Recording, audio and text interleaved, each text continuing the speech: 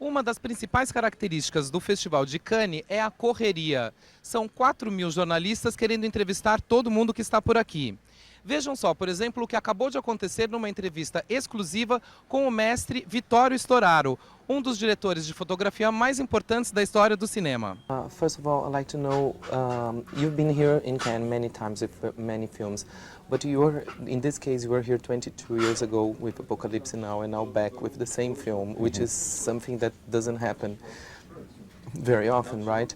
So what is the emotion, and you mentioned the emotion that is in the negative, where is the emotion to come back to Cannes with the same film 22 years ago? Honestly, I was not in Cannes 22 years ago because I was busy in another project.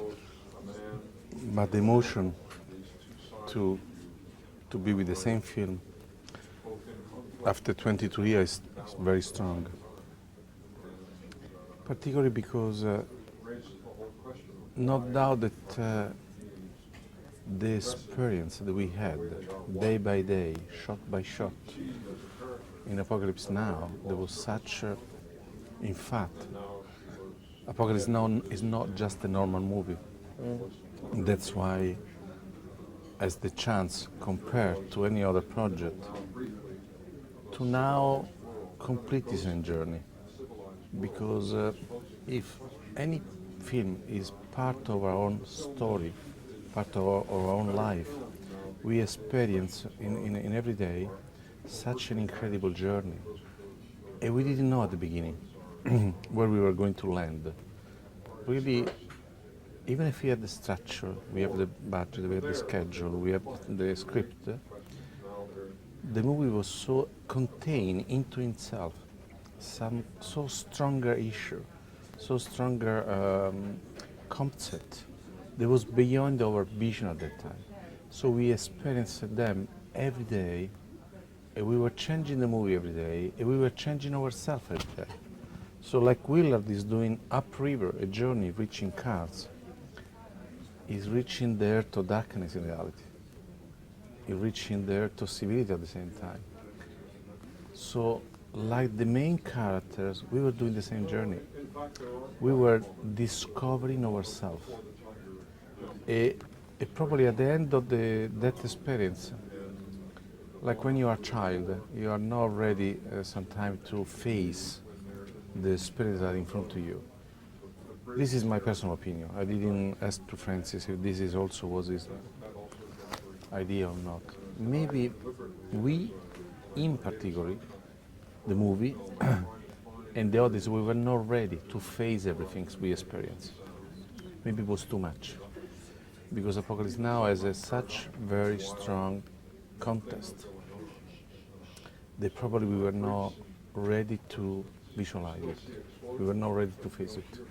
So it's true the movie was too long for that time. It's true that we can only put on screen a movie within 2 hours, more or less around that time. But at the same time, probably we were not ready to get out of the boat. Like one of the main characters telling, after they experience the concept of nature, the concept of mystery, the concept of animal, probably what we are inside of ourselves. You realize you have to stay in the boat, because the boat is protection, the boat is knowledge, the boat is civility, the boat is rules, the boat is what we feel comfortable with. We don't feel lost. Maybe unconsciously, Francis did the same journey. He says, never get out of the boat. So we cut the branches, and we just went along the trunk from the jungle, there to darkness, to cards that represent there to civility. Now, like it's happened to our life, after so many years, now we are ready, now we are more mature, now we are more in balance, now we can face, we can pull out from our unconscious those experiences. Now we are ready to get out of the boat. Now we are ready to understand what the French family,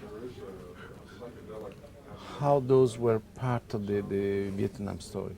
Now we are ready to know, like the medieval camp represent the symbol of the last part of the American army in Vietnam. Now we are ready to face cars in different way. Now we are ready to watch ourselves within ourselves. We are adult, we are grow up, we are probably complete our spirit. And we are ready to present to everyone else. We are ready to confess. We are ready to.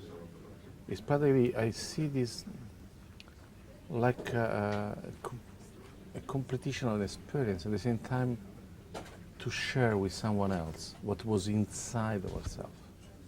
Like when you do a confession, like when you do meditating, when you are bring out everything to present in front of someone else. Cinema is an expression.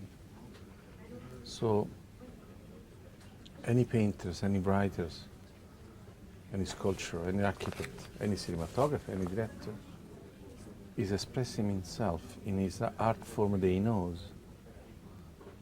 because he needs to understand himself. He needs to do this journey, and he can't do only by himself. You have to share this knowledge, you have to share this experience in front of someone. Tonight, at 6, when the screen will be open, and we will see once again the beginning of Apocalypse Now, and we will go through a much more elaborated journey than there was at that time. I'm sure that we'll learn something else, like I did in every time that I watch Apocalypse Now, I discover something that I didn't know before. Even if I was involved in 1974 in the bringing the first script, 1 year and a half in shooting, 2 or 3 journey in America to see the first, the second, the third cut, timing the first answer print, and see the 70mm version, the Italian version, the German version, the Japanese version, the re-edition that we did 5 years later, the reprint that we did 2 years ago, and now finally putting all the body together. Every time that I watch Apocalypse, I discover something that myself didn't know. And this is a great learning experience. Like this lady is pushing you to cut this experience, but don't listen to her. Okay. Okay. Well. Well, I could My life stay. is too short. Yeah, that's. This interview is too short. No, we can talk. course. It's such a great Yeah, film. don't worry, and- go ahead. Can I do some other Sure. things? Okay, so I would like to talk a little bit about the concept of darkness that you mentioned, because the film, they are going to this place which is very dark, as you said. So how did you work your concept as a cinematographer to find this darkness, which of course is the opposite of light, no? And as a cinematographer, your Well, as tools a are the light. cinematographer, what I'm trying to do, I try to express myself in cinematography. What cinematography means. Write with light in movement. So I'm trying to write the story in motion, from one beginning to an end. She wanna cut my hand, but I have to finish anyhow. So there is no doubt that the idea to show visually the main context of the picture, which is an opening position of one culture on top to another culture, made by artificial color on top to natural color, artificial light on top of natural light, arriving at the end when we have to face ourselves. We'll have to face Marlon, have to face cards. Cards is the truth. Cards represent the dark side of civilization. Cards represent our unconscious. So like when we do an analysis, there are pieces are coming out from the unconscious. They are telling us the truth. That's really the journey. The Guggenheim Museum did recently a wonderful film retrospective about conversation between shadows and light, the Italian cinematography.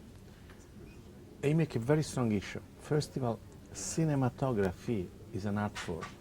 It can be displayed into a museum, like a painting, like a sculpture. Second, let's look into a section of this art form about the Italian experience. third is there are two these words, shadows and light. Shadows and light are the visual representation of unconscious and conscious. And they select two major steps in my life, two major experiences. The Conformist, directed by Bernardo Bertolucci, Apocalypse Now, directed by Francis Coppola. In both of them is a journey from shadows, from darkness, from matter to light, to energy, both of them. And this represents, let's say, my Italian and my international